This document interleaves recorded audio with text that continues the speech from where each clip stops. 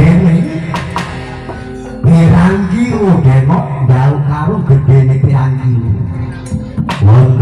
kang semedyo yaiku ngokno apa sing dadi kearepanamu larak ngono mantuk ono manudya kok mangi sing piye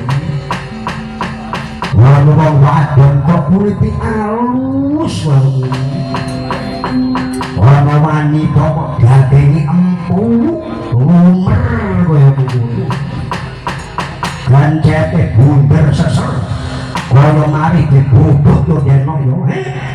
jalo wah jalo diundang yo ojo khawatir waton kersa